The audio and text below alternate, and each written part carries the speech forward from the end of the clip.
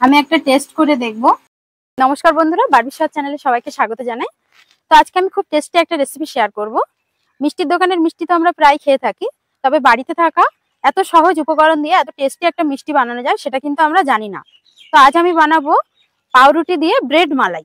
এই ভিডিওটা আপনারা পুরোটা দেখবেন, তাহলে আপনারাও সহজে এটা বানিয়ে নিতে পারবেন। ব্রেড মালাই বানানোর জন্য আমি এখানে কতগুলি স্লাইস রুটি নিয়েছি, আপনারা চাইলে অন্য রুটিও ব্যবহার করতে পারেন। প্রথমে একটা স্লাইস রুটি নেব। রুটির এই সাইডের বর্ডারগুলো এইভাবে কেটে নেব। বর্ডারগুলো কাটার পরে এই অংশগুলো ফেলে দেবেন না, মিক্সিতে পাউডার বানিয়ে যে কোনো স্ন্যাক্স বা আলুর পুরের সঙ্গে এগুলো ব্যবহার করতে পারেন। রুটিগুলির বর্ডার কাটা হয়ে গেছে। এরপর একটা রুটিকে আমি এইভাবে 4টে ভাগে ভাগ করে নেব। এইভাবে 4 টুকরো করে নিতে হবে। একইভাবে বাকি রুটিগুলো আমি কেটে নেব। সমস্ত রুটি কাটা হয়ে গেছে। এরপরে একটা কড়াইতে কিছুটা সাদা তেল গরম করে নিয়েছি। গ্যাসের ফ্লেমটা মিডিয়ামে রেখে রুটিগুলো গোল্ডেন কালার করে ভেজে নিতে হবে। তো বন্ধুরা, একটা সাইড হয়ে গেলে এইভাবে উল্টে দিতে হবে অন্য সাইডটা হওয়ার জন্য। তবে লক্ষ্য রাখতে হবে যেন পুড়ে না যায়। দেখুন খুব সুন্দর একটা কালার এসেছে। এবার আমি এগুলোকে তেল থেকে তুলে নিচ্ছি। সমস্ত রুটিগুলো আমি ভেজে নিয়েছি। তো দেখুন বন্ধুরা, ভাজার পরে একদম টোস্টের মতো দেখতে লাগছে। আমি একটা চিনির শিরা তৈরি করব। তো তার জন্য একটা পরিষ্কার কড়াইতে দিয়ে দিচ্ছি 1 কাপ পরিমাণ চিনি। আর যতটা চিনি দিচ্ছি সেখানে আমি যে কাপটা ব্যবহার করেছি ওই একই কাপের হাফ কাপ পরিমাণ জল দিয়ে দিচ্ছি।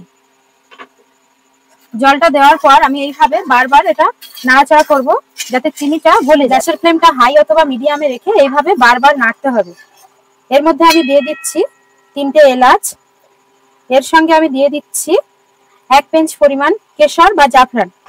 কেশর বা জাফরান দিলে চিনির শিরার মধ্যে খুব সুন্দর একটা ফ্লেভার আসে। চিনির শিরাটা খুব বেশি ঘন হবে না। ঘন হয়ে গেলে রুটির যে টুকরোগুলো আমি ভেজে রেখেছি তার মধ্যে ঢুকবে না। আবার বেশি পাতলা হলে রুটিগুলো একদম নরম হয়ে যাবে। বন্ধুরা, চিনির শিরাটা কিন্তু একদম তৈরি হয়ে গেছে। আপনারা দেখতে পাচ্ছেন এর ঘনত্বটা ঠিক এই রকম হবে। হাতে নিয়ে দেখাচ্ছি আমি।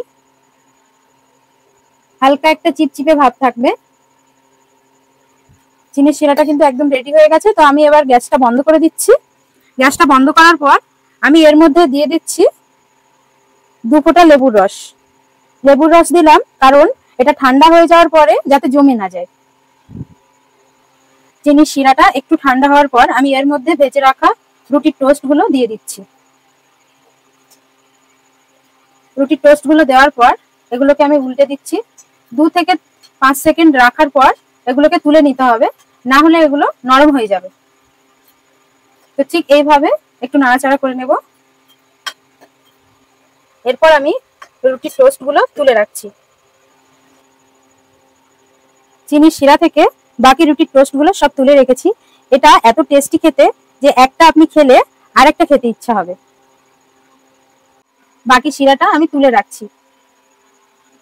এরপর আমি একটা টেস্টি ক্ষীর বানিয়ে নেব।